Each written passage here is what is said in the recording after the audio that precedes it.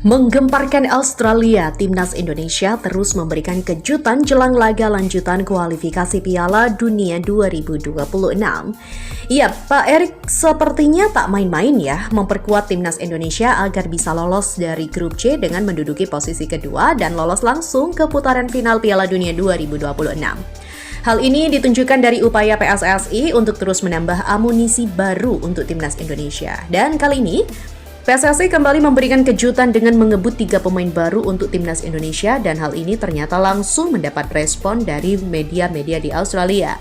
Dan beginilah respon terkejut media Australia soal penambahan 3 pemain baru timnas Indonesia. Yuk kita simak selengkapnya hanya di Kamus Bola.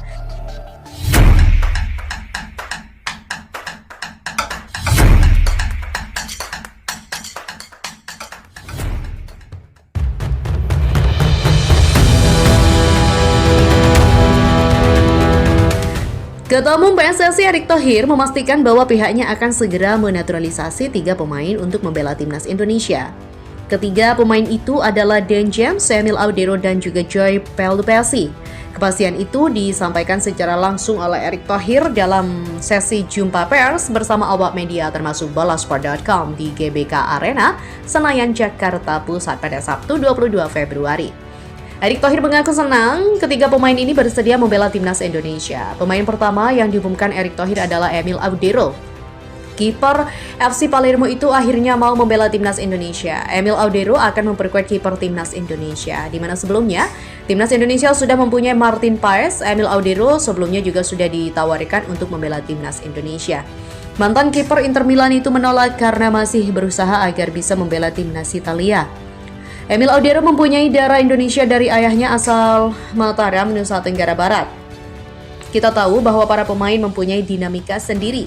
Alhamdulillah setelah proses dan diskusi yang lama, Emil Audero bersedia membela timnas Indonesia. Nah, sekarang proses naturalisasi Emil Audero sudah baik sekali.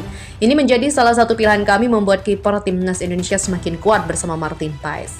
Pemain kedua yang disebut Erick Thohir adalah Joy Pelupessy, di mana Joy Pelupessy kini memperkuat klub kasta kedua Belgia, Lommel SK, dan berposisi gelandang tengah. Kata Erick Thohir, pelatih timnas Indonesia Patrick Kluivert membutuhkan pemain-pemain tambahan di lini tengah. Dan sejauh ini, timnas Indonesia mempunyai Ivar Jenner, Nathan Joaon, Tom Hai, Ricky Kambuaya, dan juga Mark Locke. Nah, 5 pemain di lini tengah di timnas Indonesia itu dinilai masih kurang, hingga akhirnya hadirlah Joy Pelupessy. Selama ini kami mencoba ajak bicara dan akhirnya mau bergabung bersama timnas Indonesia, yakni Joy Pelupessy. Dia keturunan Maluku dan dia kapten di klubnya, serta mempunyai pengalaman di Liga Inggris dan sekarang di Liga Belgia, kata Erick Thohir. Saya rasa dia akan mendukung di lini tengah timnas Indonesia karena saat ini masih kurang. Pemain terakhir yang akan menjalani proses naturalisasi adalah Dan James, di mana Dan James mempunyai darah Indonesia dari ibunya asal Surabaya, Jawa Timur. Pemain berposisi bek kiri itu kini memperkuat Go Ahead Eagles, klub kasta tertinggi di Belanda. Dan dia juga masih berusia 24 tahun. Pemain selanjutnya adalah Dan James yang bermain untuk Go Ahead Eagles. Dia bermain starter di sana. Kami harus menebalkan pemain di posisi bek sayap kiri, kata Erick Thohir, di mana proses naturalisasi itu akan dikebut oleh PSSI. Tujuannya agar ketiga pemain tersebut bisa bermain saat timnas Indonesia melawan Australia dan Bahrain pada Maret 2025. Media ternama Australia, Sydney Morning Herald, menampilkan headline edisi 22 Februari 2025 berjudul Jalan Berbahaya Menuju Piala Dunia 2026 yang semakin menyulitkan Socceroos. Lagi-lagi timnas Indonesia mengejutkan, baru saja Ketua Federasi Indonesia mengumumkan 3 pemain naturalisasi baru dan ini sangat menjengkelkan, kata Sydney. Media Australia tersebut juga memberikan peringatan keras pada Tony Popovic. Sekarang Tony Popovic tak bisa bersantai, dia harus segera mencari cara untuk mengatasi rintangan dari timnas Indonesia. Tak hanya Sydney Morning Herald, media Australia lainnya juga memberitakan penambahan pemain baru timnas Indonesia. Media Australia The Roar juga sangat heran dengan apa yang dilakukan timnas Indonesia. Mencengangkan, timnas Indonesia terus menambah pemain naturalisasi demi lolos ke Piala Dunia 2026, tulis media Australia The Roar 22 Februari kemarin. Hal ini tentu menjadi angin segar bagi timnas Indonesia saat skuad Australia yang sedang dilanda badai cedera timnas Indonesia justru mendapatkan pemain tambahan. Dan kita beralih pada berita selanjutnya nih, Sobat Kamus Bola.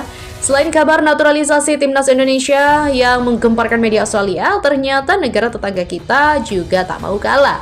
Ya, timnas Malaysia resmi mengumumkan menaturalisasi pemain nganggur dari Belanda.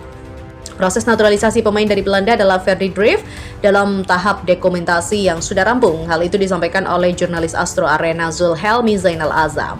Dokumentasi pemain warisan nasional telah selesai. Posisi penyerang dipahami oleh Ferdy Drift yang kini juga berstatus agent bebas setelah kontraknya dengan SK Rapid juga telah berakhir, tulis Zulhelmi. Melansir dari Transfer Market, Ferdy Drift adalah pemain yang berstatus tanpa klub. Kontraknya di Rapid Vienna berakhir pada 5 Februari 2025.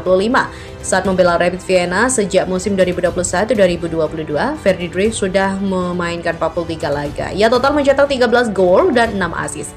Ferdy Drift adalah pemain 27 tahun yang berposisi sebagai striker. Ia juga bisa bermain sebagai gelandang serang. Pemain kelahiran Belanda itu juga pernah membela sejumlah klub negeri kincir angin seperti PEC Zwolle, AZ Alkmaar, dan juga NEC Nijmegen. Ia juga pernah memperkuat timnas kelompok umur Belanda. Nantinya jika telah sah, Ferdy Drift akan menjadi tambahan lini depan timnas Malaysia, di mana timnas Malaysia akan menghadapi putaran ketiga kualifikasi Piala Asia 2027. Harimau Malaya berada di grup F bersama Vietnam, Nepal, dan juga Laos, di mana pertandingan terdekat Malaysia berada di bulan Maret 2025. Mereka akan melawan Nepal di kandang pada 25 Maret 2025. Setelah itu pada Juni, Malaysia menjamu Vietnam. Malaysia akan menjalani total 6 pertandingan untuk memperebutkan tiket ke Piala Asia 2027.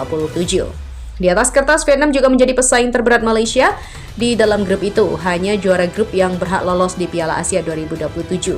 Sudah ada 18 yang lolos ke Piala Asia 2027. Ke-18 tim itu yang saat ini berlaga di putaran ketiga kualifikasi Piala Dunia 2026. Di mana timnas Indonesia menjadi satu-satunya wakil Asia Tenggara di dalam 18 tim tersebut. Dan Sobat Kamus Bola, kita lanjut ke berita yang terakhir.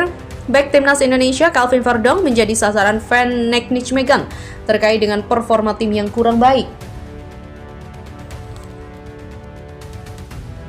Verdong menjadi sosok adalah di sektor bek kiri milik NEC Nijmegen. Namun dalam 3 laga terakhir, Nijmegen gagal meraih kemenangan pada lanjutan Liga Belanda. Kondisi ini membuat mereka harus bertahan di posisi ke-12 klasemen sementara. Tentunya ini bukan jadi sinyal bagus karena musim lalu tim yang bermarkas di Gopher Stadium bersaing di zona papan atas. Salah satu wujud kekecewaan adalah fans sering bersiul saat Verdong menguasai bola atau melakukan kesalahan. Calvin Verdong menjelaskan bahwa hal itu sebenarnya normal karena supporter ingin NEC Nijmegen bermain baik. Namun dia merasa bahwa beberapa kali kritik keras justru diberikan ke arahnya. Tentunya ini menjadi pertanyaan karena dia sudah berusaha tampil maksimal di lapangan. Menurutnya, mereka benar-benar marah dari bangku penonton dan ini adalah bentuk kecintaan pada klub. Ketika kita bermain buruk, mereka bisa mengungkapkan ketidakpuasan hanya bersifat logis. Ya, itu tidak benar-benar membantu kita di lapangan. Jadi untuk berbicara dan tentu saja, saya mengerti bahwa mereka bersiul. Misalnya aku yang memberi bola yang kesalah ke Thomas dengan niat baik saya melihat penonton. Saya kebetulan melihat satu orang benar-benar gila dan saya menanggapi itu dan itu ya masuk akal, kata Calvin Verdong.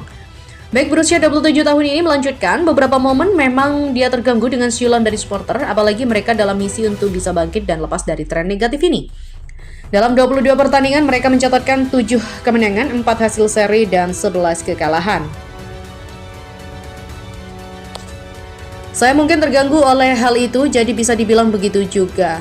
Penonton mulai bersiul. Menurutku, dia juga kadang bersiul ketika Rin memiliki bola terlalu lama atau menunjukkan kesalahan. Verdong berharap NEC Nijmegen bisa lepas dari tren minor ini. Mereka masih bisa memperbaiki posisi dan berharap supporter kembali memberikan kepercayaan. Kita harus memenangkan lebih banyak duel, lebih intens di atas. Semuanya hanya menjadi lebih baik. Demikian ujarnya.